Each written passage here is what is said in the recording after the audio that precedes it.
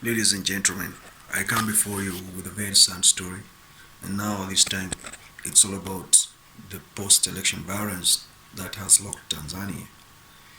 I asked myself one simple question: if Mwalimu Julius Kambarage Nyerere would rise from his grave today and come and see the situation that is escalating right now in Tanzania as we speak, do you think he could be happy?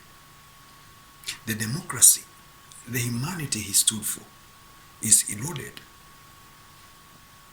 Point blank, as we watch in front of the media, entirely, people are being butchered, being killed, maimed, and forced disappearance.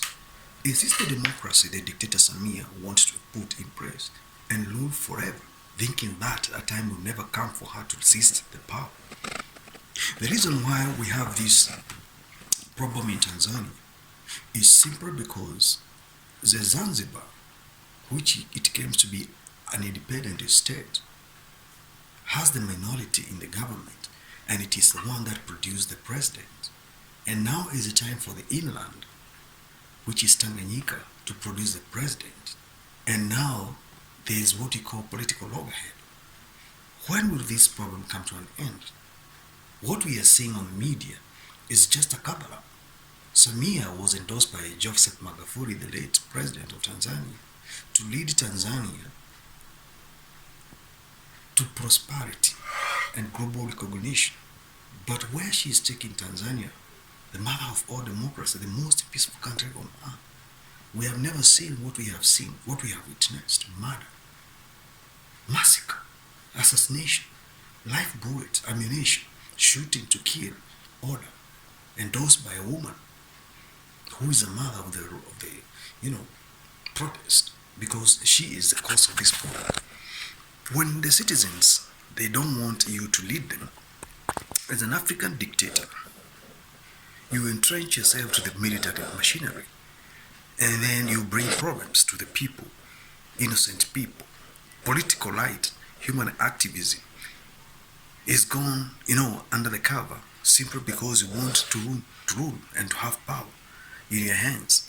You have shown us we cannot trust the leadership you have tried to create, because how can you be sworn in absence of the people who voted for you? You claim you won by 97% of the vote count. To tally 39 million votes, the logistics with the poor infrastructure and the lack of proper communication in Tanzania, that beats logic. How did you get there? It can take even 2 weeks or 3 weeks to tally the votes of 40 million people. If they casted their votes, the logistics, even to declare you the winner, there's a lot to be discussed. There's a lot to be put across. There's a lot to be evaluated.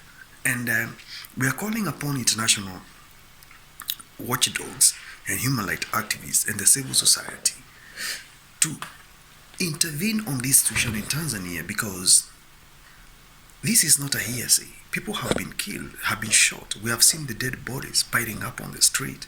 We have seen people being, massacred by the people in power. Nobody ever thought that would happen in Tanzania under the watch of the sitting dictator. What are we going to do to stop this carnage? What I would urge Tanzanians right now is to continue demanding for the rights demand for the good governance, demand for devolution, demand for multipartyism, demand for public participation. Because it seems like East Africa is becoming a colony of dictators. We have Museveni in Uganda, who almost want to die in power. Next year is the time Ugandans are going to elect their president. He has already, destroyed the opposition. Some of them are dead, others are in jail. I don't think that thing can happen in Kenya, because in Kenya, people are more prone to democracy, unlike my neighbors, Tanzania and Uganda. And Uganda is pure mafia. What is going on there? That disease has now entrenched itself all the way to Tanzania. It's like people are born in power, they think they'll die in power. Constitution is very clear. Once the mandate is over, hand over the power, let the next person come and rule the people, or lead the people. Neither. If Tanzanian can wake up from this slumber and consider going to the streets to erode or to enforce what they think is theirs, you should not maim guns on them. The government they elected is the one that is killing them. The government they worked so hard for is the one that is castigating all this violence. In 21st century, you cannot imagine a country going for 90 hours without internet connectivity, simply because the regime is fearing influence of the internet, mobilization. You understand, electricity being cut off for hours. What are you trying to imply? What are you trying to put across? Tanzania has set a very bad example of bad governance, dictatorship, lack of, it is so bad. What we are going to do thereafter is what matters, simply because democracy is part and life, and it's part and life of human journey, politically and socially.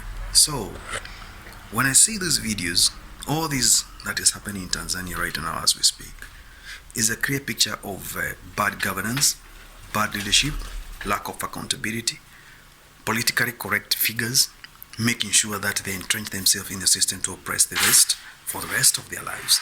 And then we call it democracy in Africa. We need to do something about it. We need to do something about it. And we want to see justice for Tanzanian people, the dead people, their families, being buried with dignity, being given an opportunity to express themselves, not to be put into, quagmire of misunderstanding and misfortunes, as it has happened right now in Tanzania. We thought there was democracy, we thought there was peace, we thought there was leadership, but there is nothing on the table. What is there is torment, chaos, and political thuggery. When will these African dictators know their days are numbered?